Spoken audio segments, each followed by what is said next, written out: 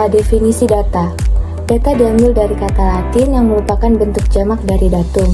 Dalam istilah sehari-hari, data dapat diartikan sebagai fakta dari objek yang diamati. Data dapat dalam bentuk angka maupun kata. Data dalam statistika adalah kumpulan angka yang tertata rapi sesuai kaidah tertentu dan menunjukkan nilai suatu objek atau fakta. B. Klasifikasi data.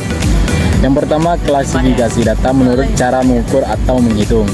A. Data diskrit. Data diskrit adalah kumpulan angka, bilangan bulat, atau dengan kata lain tidak ada bilangan pecahan di dalamnya. B. Data kontinum. Data kontinum adalah kumpulan angka yang dapat berupa bilangan bulat atau pecahan. Data ini didapatkan dari hasil pengukuran. Kedua, klasifikasi data menurut sifatnya. A. Data kuantitatif. Data kuantitatif adalah data yang dinyatakan dalam bentuk angka. B. Data kualitatif. Data kualitatif adalah data yang dinyatakan dalam bentuk kategori. Yang ketiga, klasifikasi data menurut sumbernya. Menghitung. A. Data primer. Data primer adalah data yang diperoleh langsung oleh organisasi, lembaga, badan, institusi, atau perorangan dari objek data tersebut. Pada umumnya penelitian menggunakan data primer. B. Data sekunder. Data sekunder adalah data yang didapatkan dari sumber lain, baik organisasi, lembaga, badan, dan institusi yang telah tersedia untuk digunakan sesuai dengan keperluan yang membutuhkan data. C. Tes dan skala psikologi. Tes digunakan untuk mengukur kemampuan kognitif atau hard skill, sedangkan skala digunakan untuk mengukur kemampuan non-kognitif atau soft skill. Yang pertama itu tes. Tes pengetahuan dilakukan dalam bentuk tertulis dan lisan.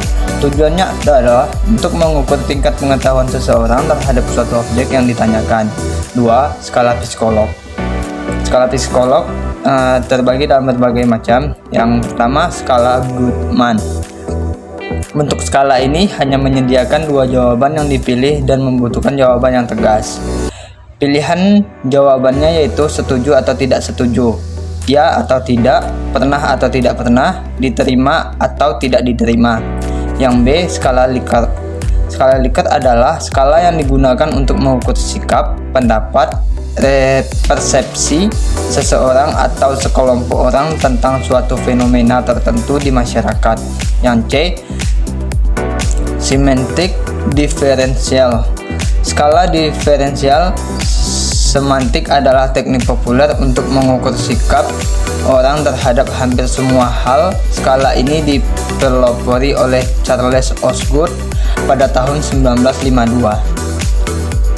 Oke, materi selanjutnya itu D. Validitas dan reliabilitas pengukuran sosial.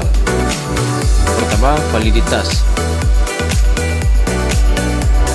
Max Post 2009 mengemukakan bahwa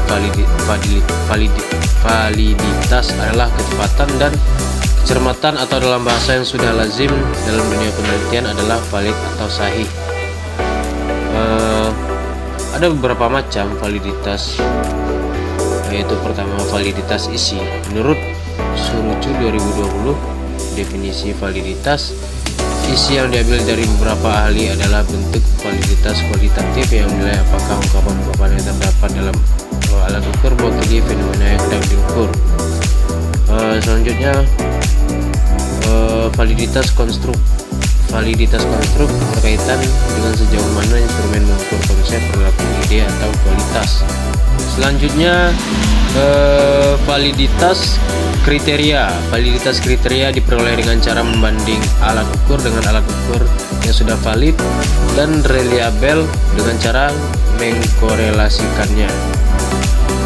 Selanjutnya yang terakhir adalah uji validitas, sebuah kuesioner penelitian tentang pendapat pasien tentang pelayanan kebidanan pada salah satu rumah sakit dengan menggunakan skala Likert,